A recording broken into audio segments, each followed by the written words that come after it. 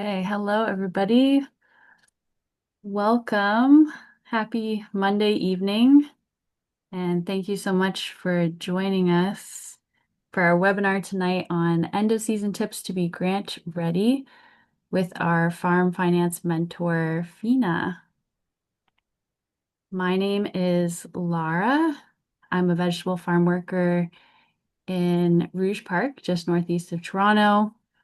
And I'm also the Grants Research and Support Coordinator for the National Farmers Union Ontario this winter. And for those that didn't make it to our session last week, I'll do a little introduction about our new project, Pollinating Diversity, Overcoming Financial Barriers for Underrepresented Farmers. The NFU-O is hosting this project through provincial funding from the Agricultural Workforce Diversity and Equity Initiative. The goal is to specifically uh, support equity deserving and underrepresented farmers to navigate applications for grants, loans, insurance programs, and public land rentals. As part of the project, we have three farm finance mentors, Tina Goxtorp of Good Food Farms, Jacqueline Dwyer of Toronto Black Farmers and Growers Collective, and with us tonight, Fianna Dirks of It's Giving Farm. Tonight, Fina is going to do a presentation and share their wealth of experience and advice. Then after the presentation, we'll have some time for a Q&A. So I'll pass it over to Fina now and we can get started. Oh, hi everyone. Yeah, as Laura was just saying, yeah, excited to be here tonight. I think originally this small series started as a way to just meet Tina, myself, and Jacqueline, and then for us to share a little bit about some of the things that we can support with. And so, yeah, I think tonight's meet and greet. We're just going to go over all the different kind of aspects of end of season stuff you can do to try to be as financially ready for the upcoming season. And also a lot of the stuff I'm going to share are things that I would love to support folks in if I can, or if you need any help. And then also supporting beyond those things to any questions. Um, I personally am coming from this, I've been farming for most of my life, but have just kind of started my own farm. We're in finished year two. So a lot of this stuff is quite fresh. I'm in a lot of these, either have done these opportunities in the middle of them or applying for them. So a lot of things are fresh. I'm excited to share those things, and kind of share, yeah, some of our experiences in the plethora of of things that it takes to finance a farm. So yeah, so I guess with the next slide, I'm just going to kind of start from um, uh, we'll start from end of season. For a lot of us, we're probably ordering seeds right now, starting crop plans, finishing crop plans, or just trying to finish stuff up because there's been snow on the ground since November.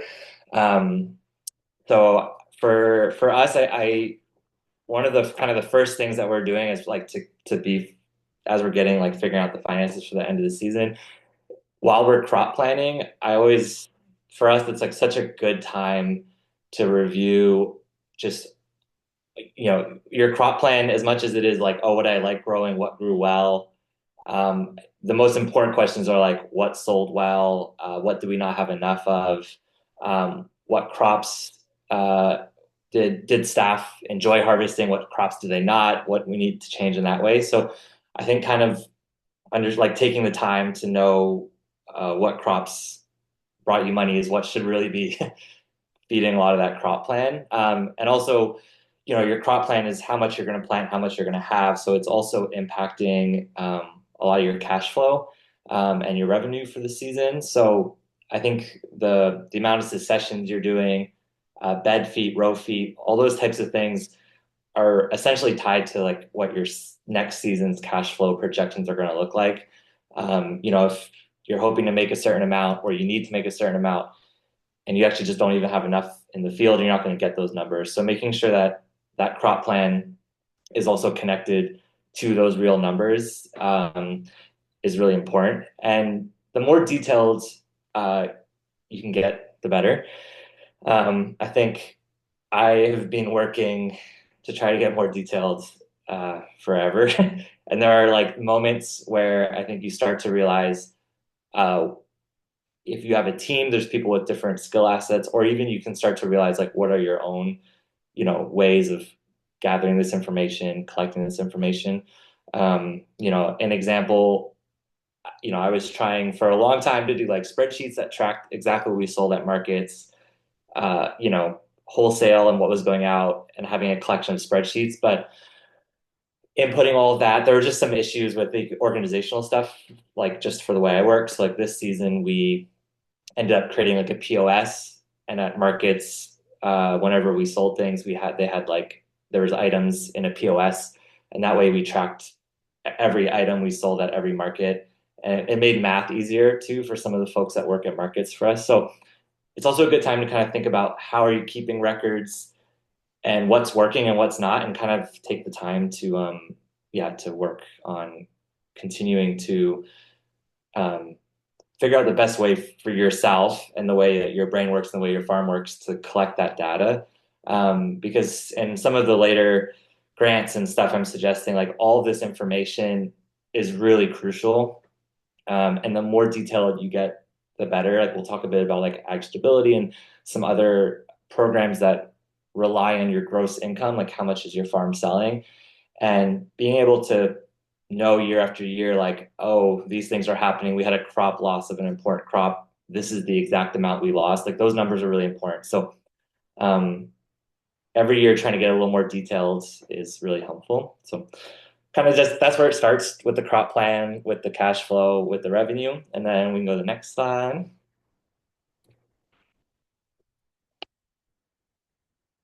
And then a part of, kind of in the world where all those things live is you have your business plan. Um, and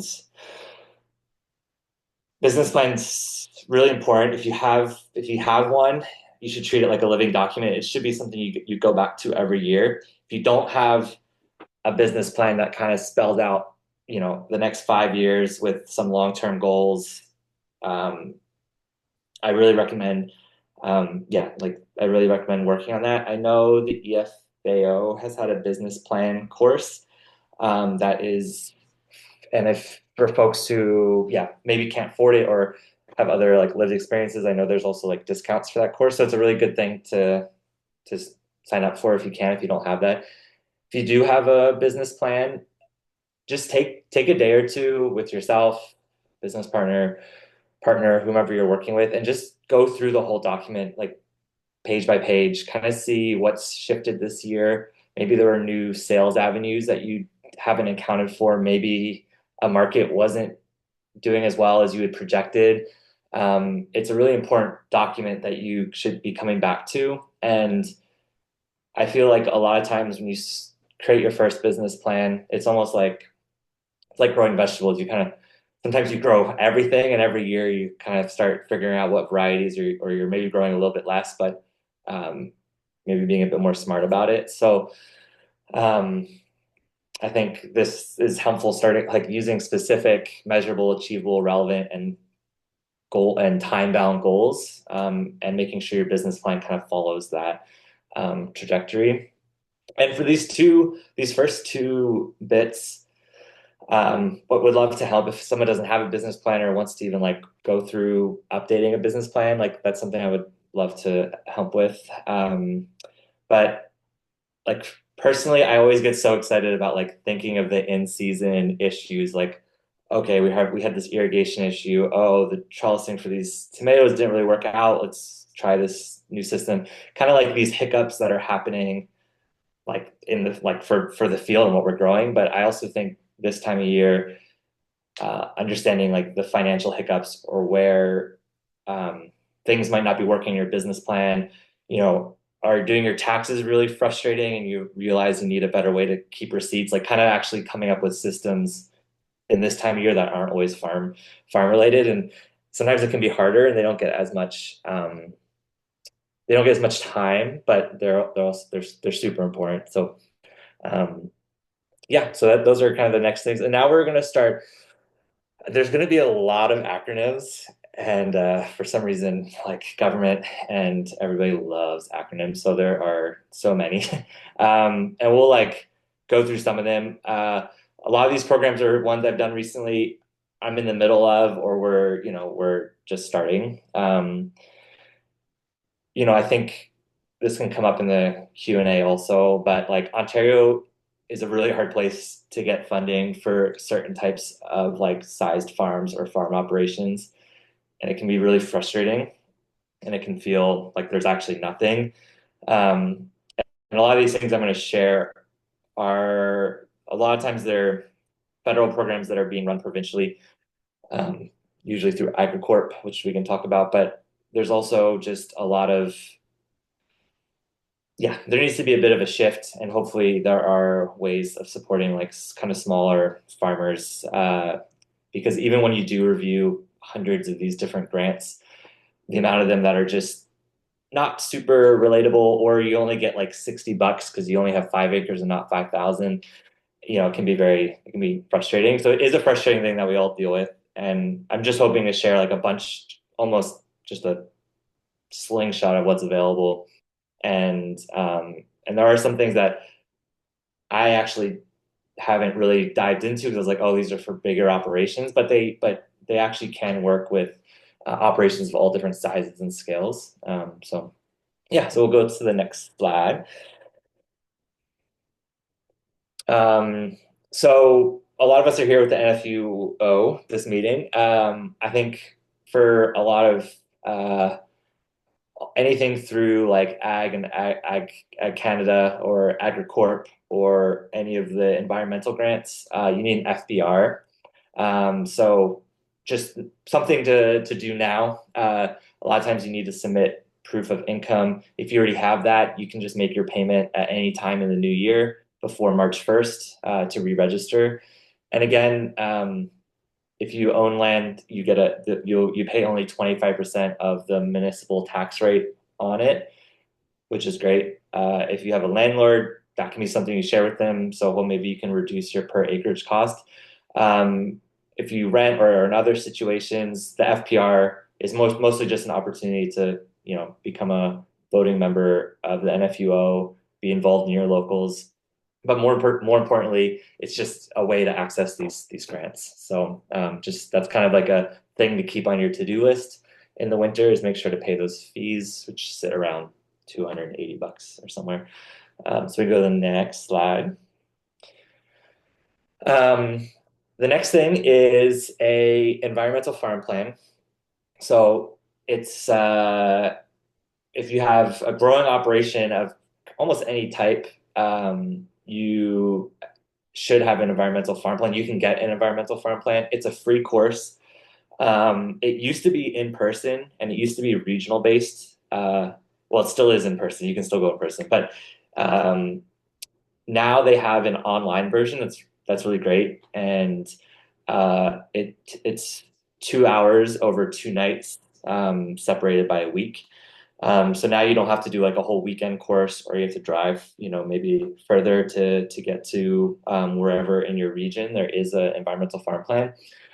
Um, if your farm has ecological uh, is focused organically or ecologically in some way, there is going to be a lot of this that feels redundant or not accessible, but there is a lot that is really helpful, even understanding like well water and certain certain very specific things around like storing gas and diesel and um, other small things that you might not really take into consideration. It can be helpful for. And again, uh, EFP is run by OSHA, and OSHA is they on their website they have a whole portal for grants and funding opportunities, and OSHA is going to be pretty much any environmental based grant or cost share, a lot of times it's cost sharing, is going to come through OSHA. So if you're looking to put fencing for livestock to protect a certain corridor, or to have a part of your farm renaturalized, like they'll cover a percentage of that possibly. Right now, I know that one of the questions that came beforehand was talking about ponds. Like most of Ontario went through an exceptionally brutally dry summer, and um, in 2024, so there is actually in OSHA right now there is a really great pond and irrigation. I think it's called water retention features is the body, but they have a really great um, funding opportunity right now for wetlands, and then if you and or irrigation ponds. And I think the funding is $10,000 an acre. Or if you already have an area that if you already have a pond in place, it's $6,000 an acre to revitalize it, maybe dig it deeper, do something like that. So again, it's probably going to cost you a bit. It will cost you more than that to do. But if you're able to get a cost share that covers half of your pond, that's awesome. And one thing to be aware of, and I think this is kind of a really good time to do your EFB. It's a bit slower. Usually in winter, a lot of the folks that are OSHA, people that work for OSHA, they have more time. So a lot of them are also farmers. So there's a lot more available courses to do. And a lot of the funding that comes through OSHA is it some of it's timeline based, but a lot of it's also just there's a certain amount of money, and when that pool runs out, then the grant or the cost share is finished. So like for us, we have one of the pond cost shares through right now. We submitted the application, so I highly recommend it. And a lot of the other funding is actually closed, but I think in the new year there's going to be a lot more opportunities. So it's something that once you have your environmental farm plan, it never expires. Uh, I would say every fall and spring, just give a look over for what's available, and there might be something that fits in your farm. Maybe anything from tree planting to fencing to uh, I know there was even a cover crop um, cost sharing where you could buy equipment that you need to grow or terminate certain cover crops. So there's lots of different opportunities for that. Um, and also to go on that, another acronym, the Provincial Premises Registration, you need also a PBR to do a lot to apply for any of these grants. So that's also something that can take a few days. So I recommend, even before your EFB or while you're doing it, to get your PPR. If your operations change, like let's say you're not growing as many vegetables, you're only doing cattle, or you have bees now and you're not doing flowers anymore, or you're moving to more greenhouses, you can update your PBR too with the type of operation that you're doing. So that's something also that takes a few days. And if you're in the middle of an application, you realize you don't have it, it holds you up. So yeah, so we can go to the next slide on that.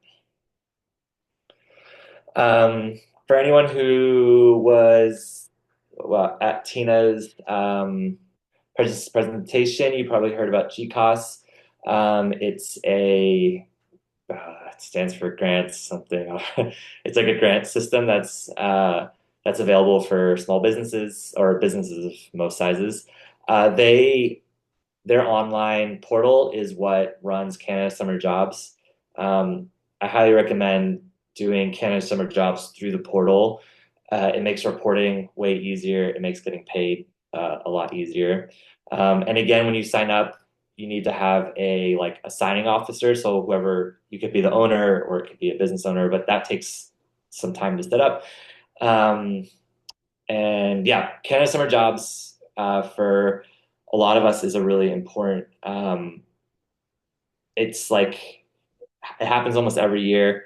It can be a really great way to offset, anywhere from a few $1,000s per employee just to offset some of those costs. Sometimes you can get your payment earlier too. So let's say, a lot of us, we don't really start having a lot of cash flow until middle of May or early June, but getting some of those funds earlier can actually help cover the costs of the staff during those hard times. So Canada Summer Jobs is great.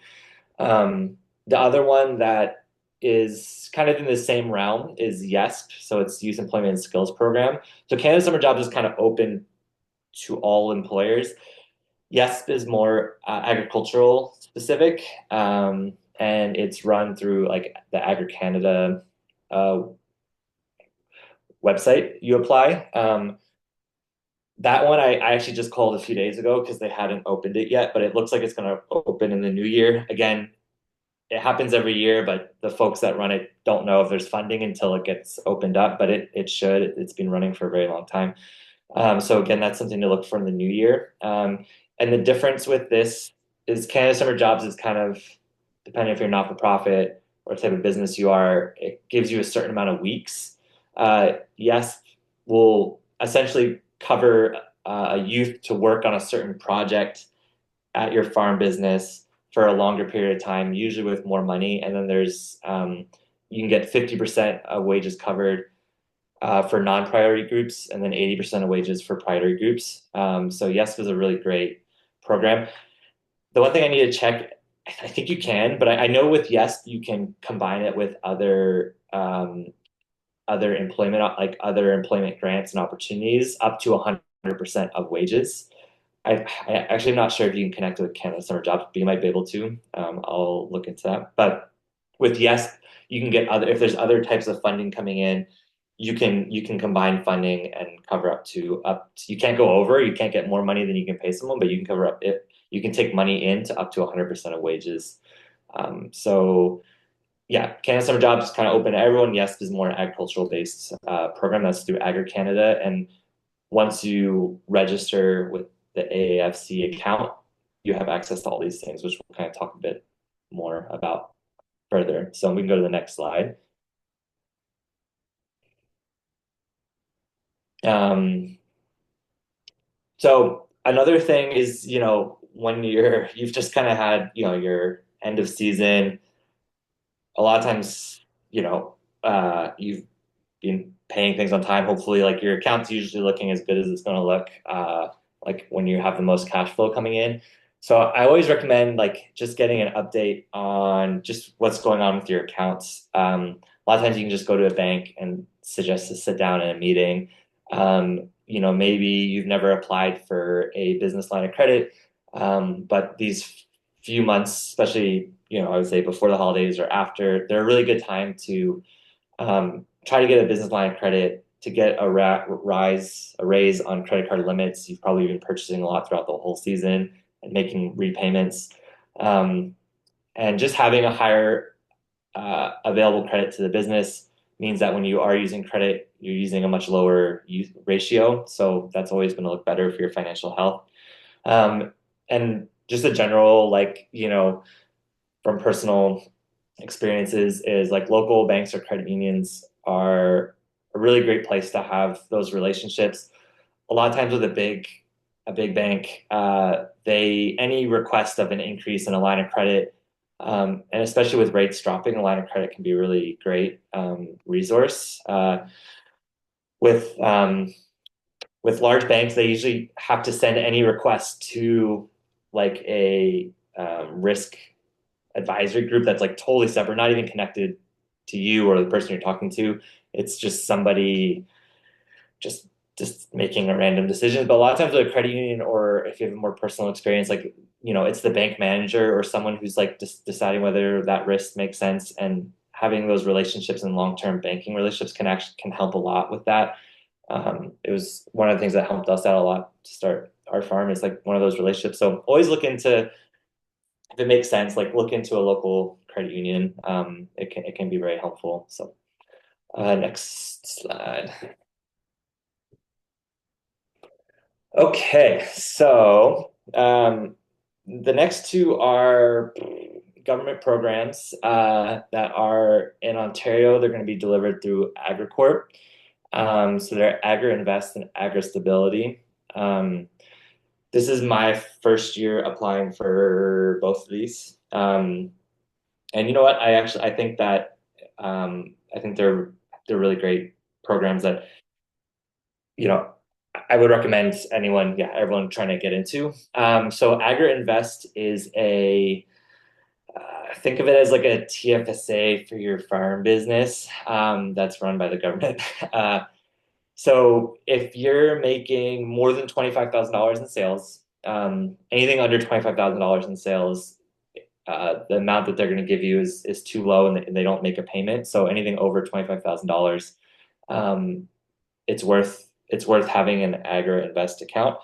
And so essentially what happens is you declare your gross income, so you declare like how much in sales you made, and then uh, from that you can contribute.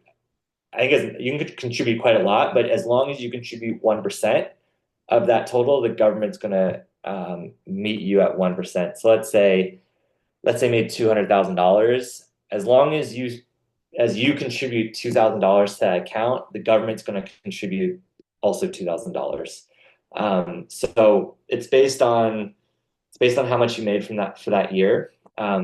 If you're a corporation, it's a bit more paperwork. You have to commit a statement A, which is just asks for a lot more lines of income and where income came from. If you're a sole proprietor, you just need a T1163 or like proof of the farming income.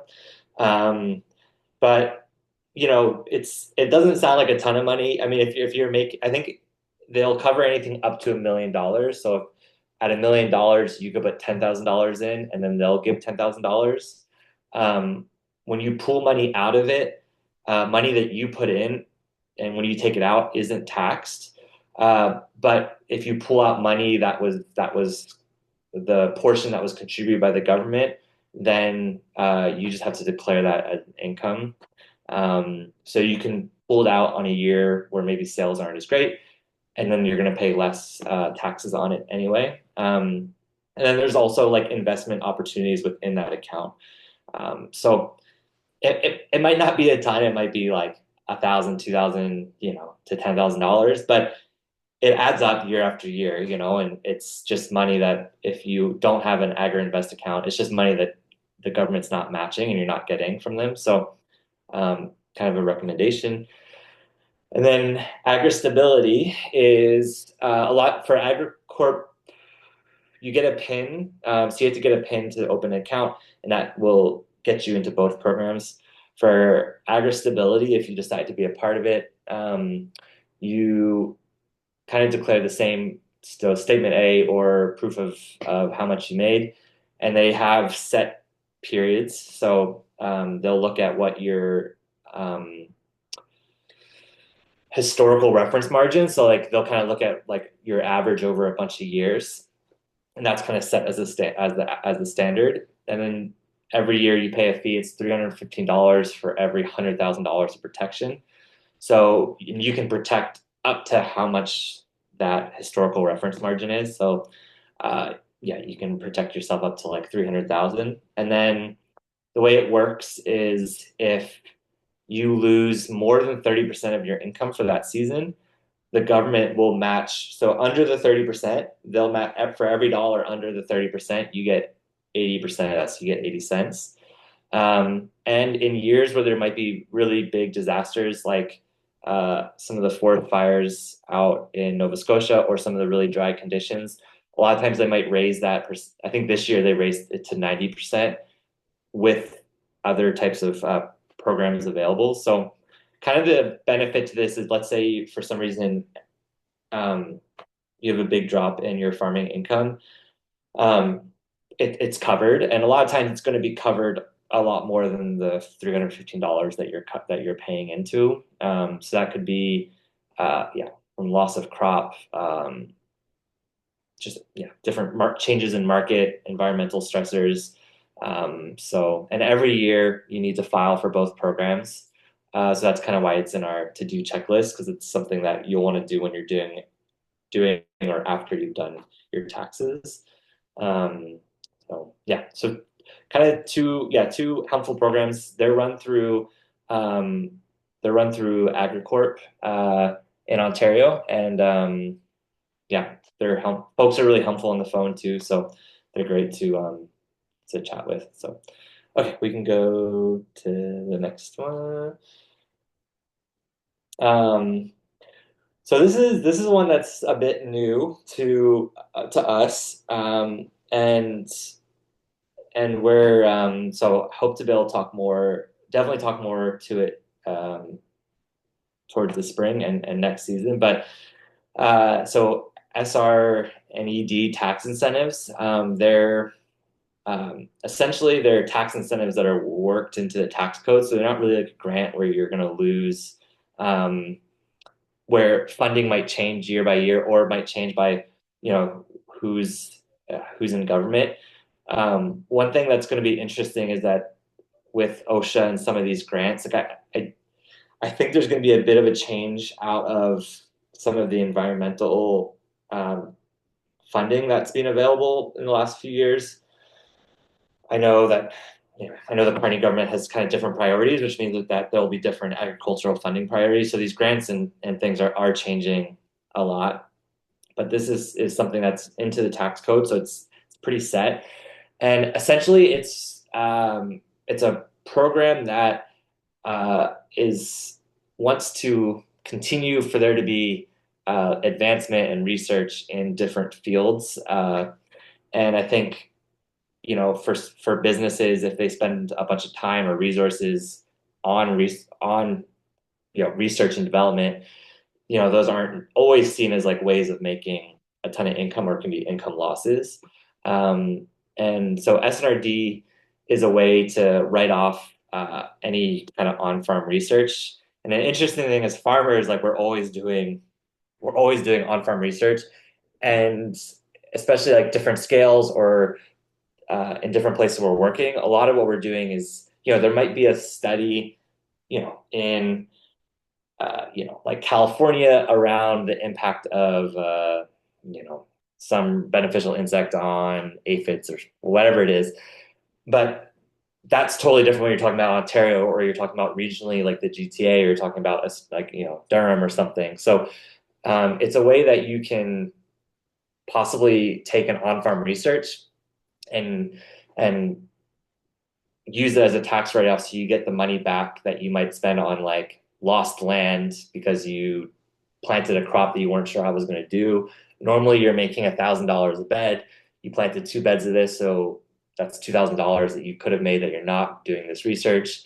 You had people harvesting it, testing it, taking notes on it. That's, you spent 100 hours of time throughout the season from the greenhouse to the end of the season, at $20 an hour. That's another $2,000, and you get that all as a tax refund, which can be a payout if you don't owe very much in taxes. So just something that's interesting, something in consideration. I think you might have to be incorporated to look into this. I was trying to find that out, but I know if you're an incorporated farm, this is definitely accessible to you. If you have other types of structures for your business, you might have to check in. There are also a lot of consultants that do all the work for you, and they take 25% of the fee, which is something to consider also, because we might not have the time, and sometimes the paperwork for these things can be a lot because they're like tax-based programs that are usually run for big corporations. But uh, um, there are SNRD specialists. There's a lot online, and they can help do this whole program for you. So something else, yeah, just to put something else out there to consider.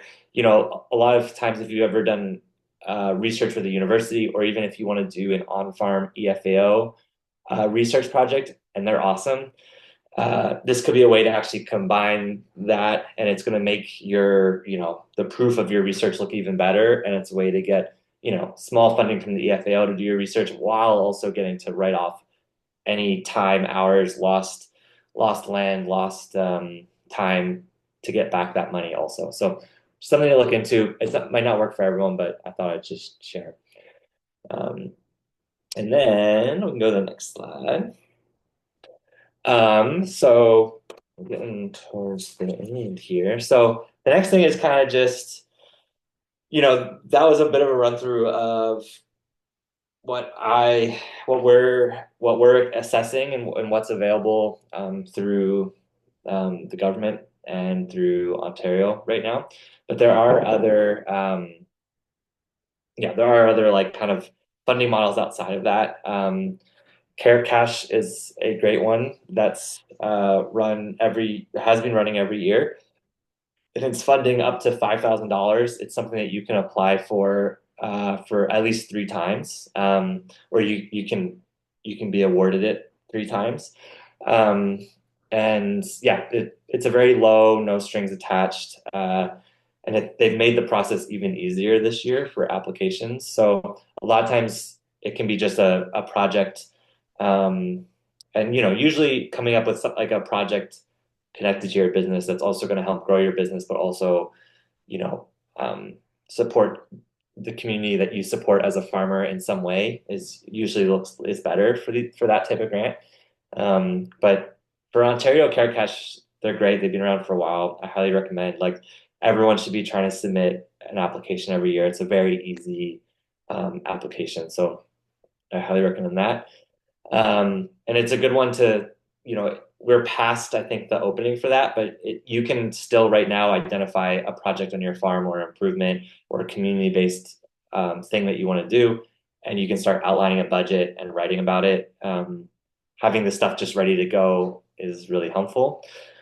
Something else I was going to share too, because I think it's still early, but it is something if we are NFU-O members and we're a part of different locals, like yeah, I don't see, any reason why this isn't something that can happen across NFU in its totality, or at least NFU-O. But our local, the 345, um, I think especially during COVID and not running as many there's not as many like kind of big community events happening. So there was a bit of funds that were building up because the locals will get a portion of the FBR fees.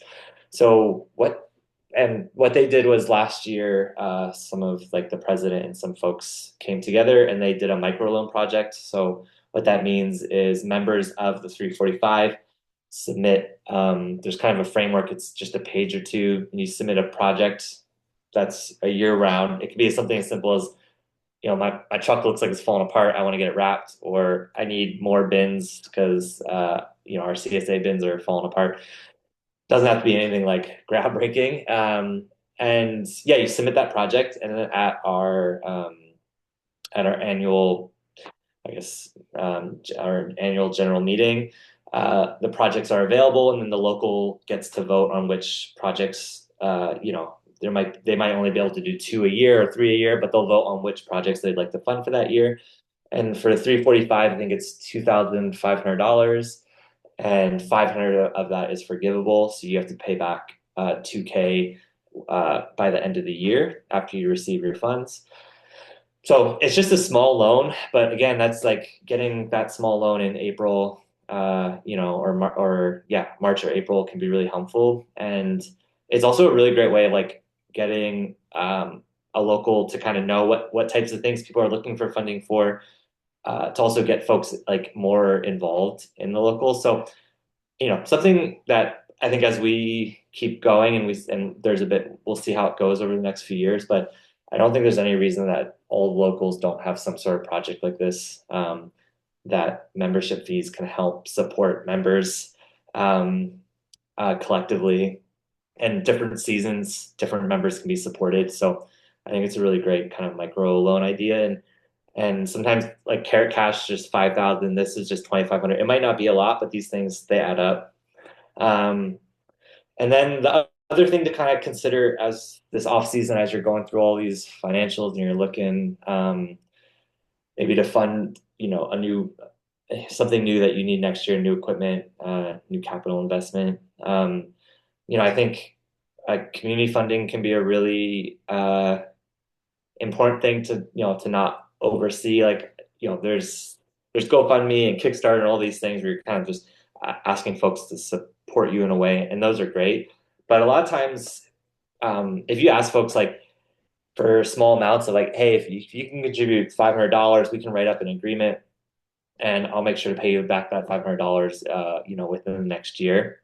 And if you have built that community and that trust, like, and if you get a bunch of folks to make just small contributions like that, that can fund quite a large investment that you need for the farm that's going to pay for itself within that year. You can stagger repayments. You can, talk to those people. So yeah, and I have a bit of a draft that I had a friend who's a lawyer write out for me. I'd love to, I could share it with anyone if they're interested, but just, yeah, something that can be a bit more official. But again, these are trust-based loan systems.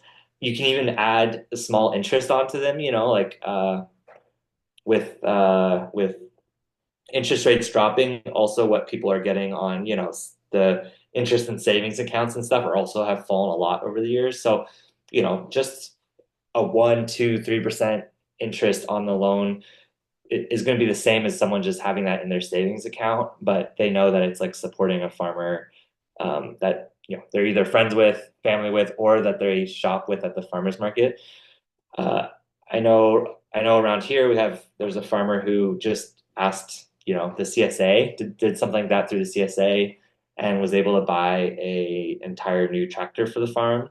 And it worked really well. And they've actually done multiple types of investing outside of banks and outside of loans just by using kind of community to do those things. So something else to consider, and especially if you have like a specific thing. You have a specific group of folks that have been shopping with you at farmers markets or online or CSA for many years. Um, it's another way to continue to build those like connections and relationships. So yeah, so those are kind of all the different funding and ways to be ready. A lot of the government stuff is run through AgriCorp, so getting an account through them and just being up to date is really important. And another thing to look into right now too, which I wrote down here is, and I think the sign up is ending soon. It might not be for everyone, but I know the EFAO is doing a vegetable grower viability study for at least this year, but I think they're trying to do it for a few years.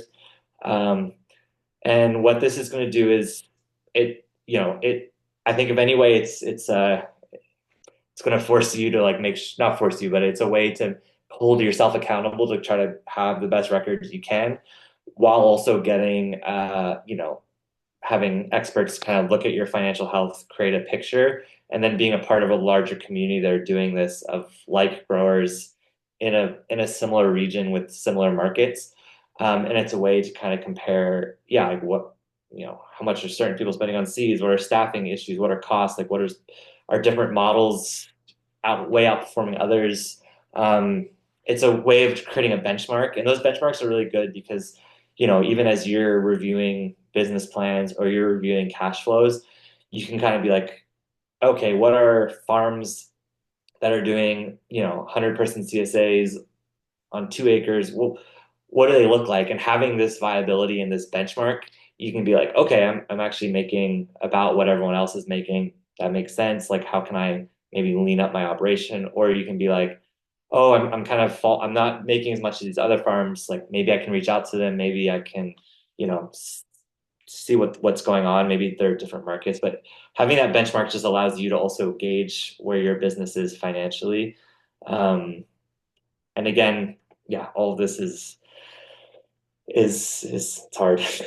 Like getting money is hard, and financing a farm is difficult. So hopefully there's ways, yeah, of supporting each other. And yeah, I would love to help in any way I can, whether it's, yeah, helping with writing grants, or going through any of these different programs. So feel free to reach out with an email or a call. And yeah, I think that's the last slide. And then we can open up to some questions or chats, or yeah, folks have any. Yeah, if anybody wants to unmute and ask a question, or you can put your question in the chat.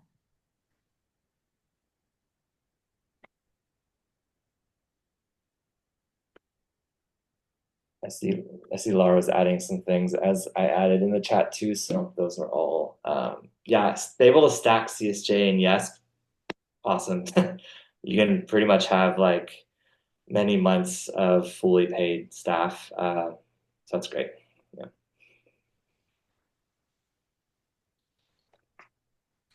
Maybe while people are thinking about some questions for you, Fina, do you want to give us some tips of how you keep track of all these things?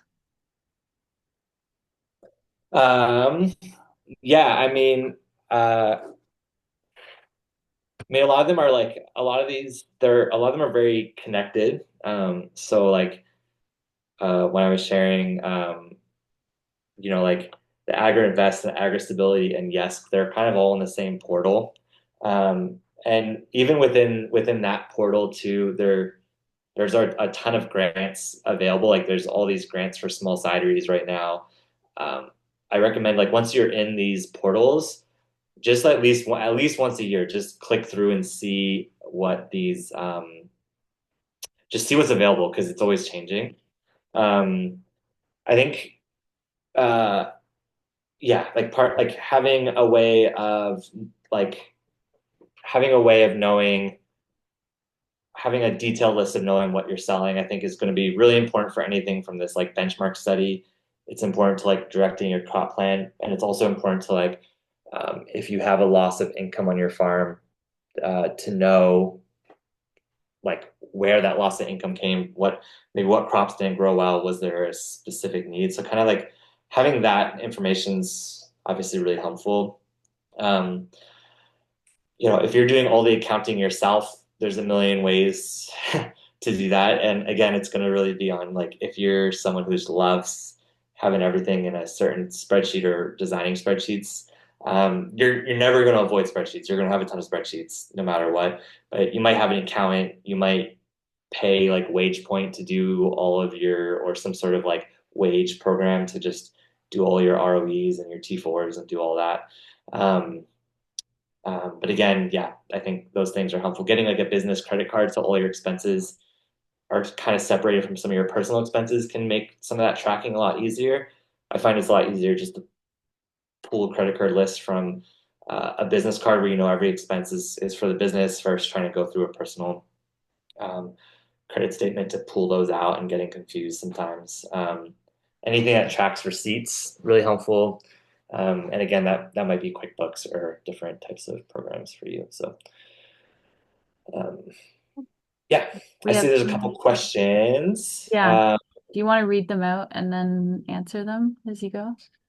Yeah, I think one of the questions are how eligible for these grants are urban farms, and can an urban farm get a PPR? I haven't submitted a uh, I've never submitted a PPR for an urban farm, but I think you can. I mean, all you're doing is a PPR is a. I think one of the reasons why they want you to apply for it is it's a way for the government to know like what food is being grown where or how, and it's more of like a traceability kind of program. So um, yeah, there's no reason that an urban farm shouldn't be able to get it. I guess and I know that like at least Toronto as a city, I know that they're trying to change some rules around like businesses or food businesses that are growing in the city as like businesses. So that's something to consider. And I also don't think there's no reason that you shouldn't be able to have also get a environmental farm plan as a business, as a urban farm too. So I think a lot of these things, when you go through them, you're going to be like, "Well, this like it might not relate 100% to your farming operation, but if you submit it all, um, and folks are really helpful, like they want to help you out a lot in a lot of these programs. So I think that they'll um, make sure to make that happen. And urban farming is growing in many ways. So I would try any of these programs I just shared from Agri-Invest to the EFA to your environmental farm plan. I would try to get all those things too. So um, yeah, and as Laura just shared, Jacqueline is doing urban farming, so a great person to reach out with in the email in the chat. Um, there is a question about installing a solar system on the farm. So when you do your environmental farm plan, they've actually, and I think in the new update that came out this year, they have a whole climate change section, and they have a reducing energy consumption portion of rating your farm. So and solar is a part of that.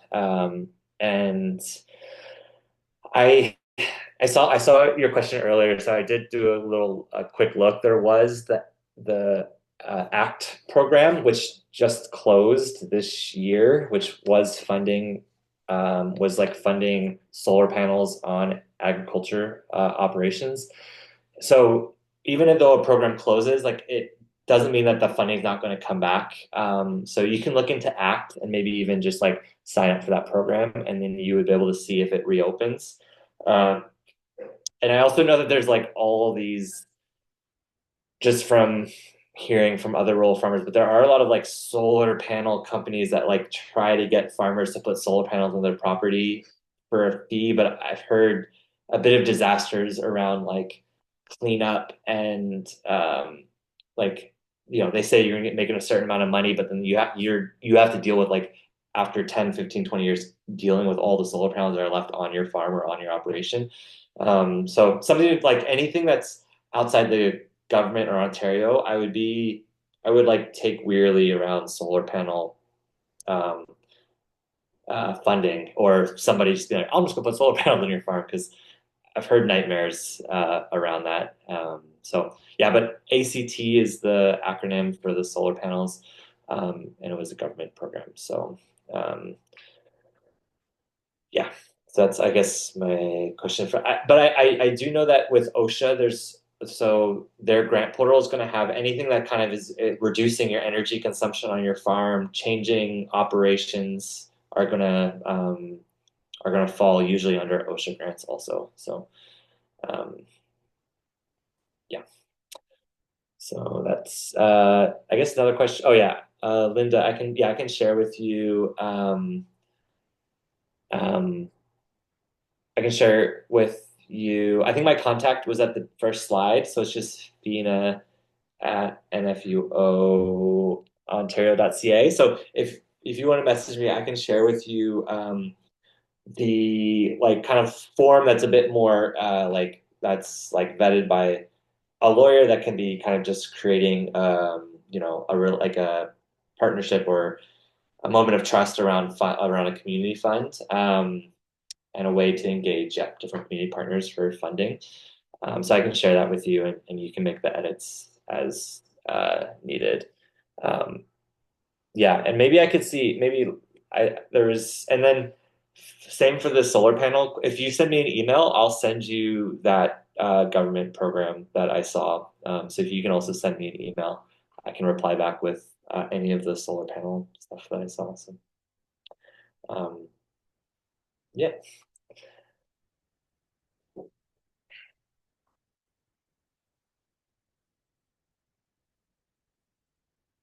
Uh,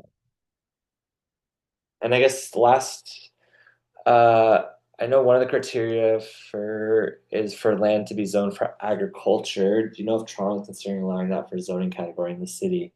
Um, Again, that might be a great question for Jacqueline. I'm not quite sure. Yeah, I'm not quite sure for the zoning makes a lot of sense. And when you get your PPR, they kind of look into what concession and where you are. And a lot of times you're going on the like agricultural soil maps to do these things. So I could see how I could see how if the zoning doesn't line up, there might not be maps for to be able to do those to fill out some of these things that I shared today. So again, these are all like I guess advocacy things that we can all yeah hopefully do more of. And yeah, Jacqueline, I think will be able to support. But I think a lot of what needs to happen is advocacy. And I think I've had many moments where I feel so frustrated when I'm like talking to a friend in Quebec, and it's like I don't know, they had to pay like 15% of their, $100,000 greenhouse, and they have an agroeconomist that comes, multiple times a year to like review crops with them, and it can feel very like frustrating that sometimes in Ontario we don't seem to have quite quite those resources. But all that means is that we need to keep advocating for them, and they exist.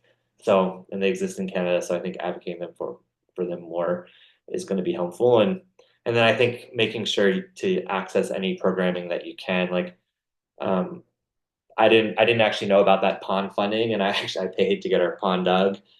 And luckily, I'm going to use this next round of funding to like make it a bit bigger and deeper, so I have a better water resource. But again, that was just if I maybe had checked that grant portal, I could have had an extra $10,000. Um, yeah, in my pocket right now. So sometimes it's just like making sure you go through all these portals and see if anything is accessible to your business. So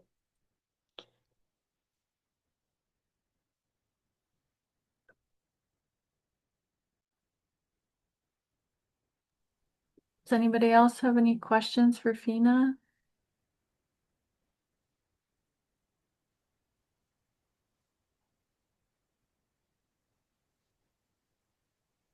You're also welcome to just share your own experience with grants if you'd like.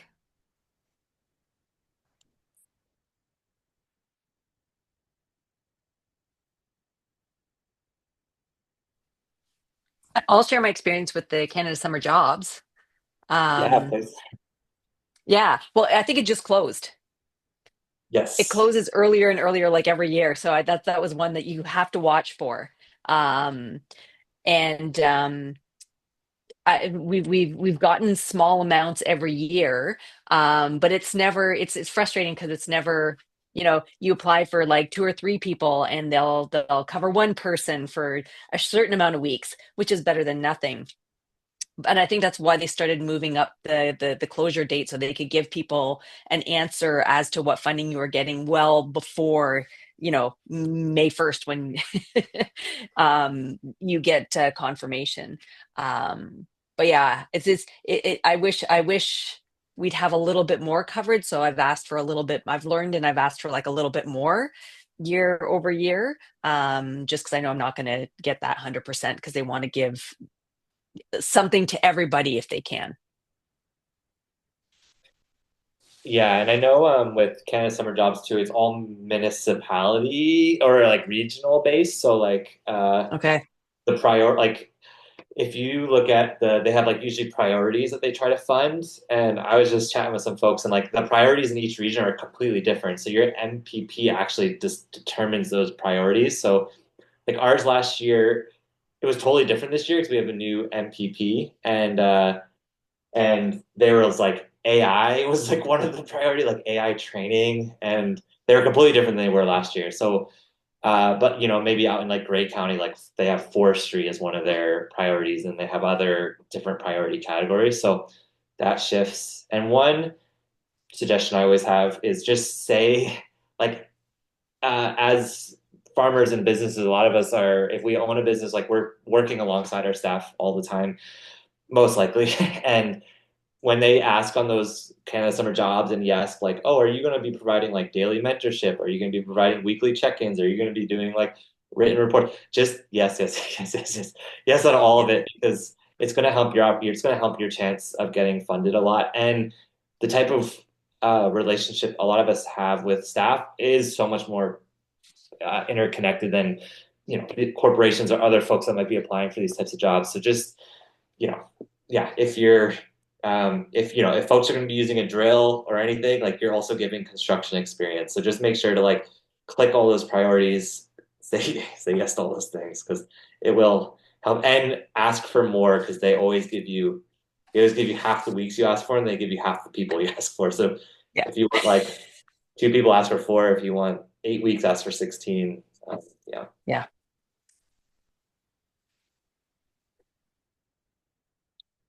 And then yeah, yes, I think we'll definitely like myself or Tina, we'll share an email to the NFU-O once yes opens. But that's one that yeah, if you're have done Canada Summer Jobs, I would really look into yes because it's more money over a longer period of time, substantially more money.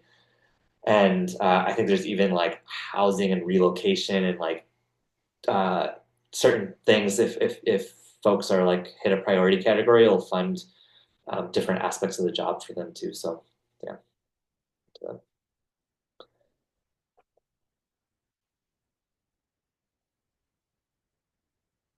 And then the only other timeline really that we have on here is that vegetable growers that EFAO benchmarking group I think ends this week. So if it's something you're interested in with your business, it's just on the EFAO website right now. And the only other thing, something else to consider too, if you're looking at these things, is like Fair Finance Fund is also a good opportunity for Ontario. To yeah for your business to look at some funding, and they have also they're open at certain times of the year, so they usually always have a winter intake, and for a lot of us that's the best time to do. It is a lot of paperwork, but it's the best time to do that funding, and that's over 5 years, so your payments can be made over 5 years, so it can help with some big immediate things. I know one of the questions were that a lot of the cost sharing grants require you to pay upfront, and that is true. Um, but I think how you pay upfront is completely obviously up to you and your business. So that could be where getting creative can be really helpful. That could be where like community funding of like, hey, we want to make an irrigation pond. It's also going to be like, we're going to be planting it out, so it's a wildlife refuge for our farm. Like folks might want to help fund that. And if you know you're going to cost share 2/3 of it, it's going to be really easy to make those payments back. But maybe you're having issues getting that money up front. Or if you're able to get a good business line of credit, at a good percentage, you can just take that out for a few months to help pay for those grants. So as long as the funding for those cost share grants is approved, um, you're going to be good. So just make sure you can make that project happen. So.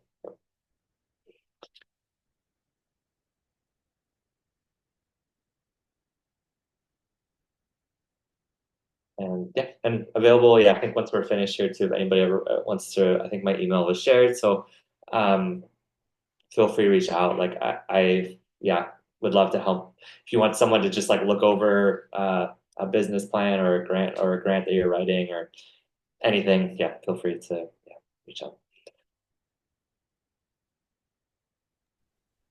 Does anyone have any last questions or thoughts they'd like to share?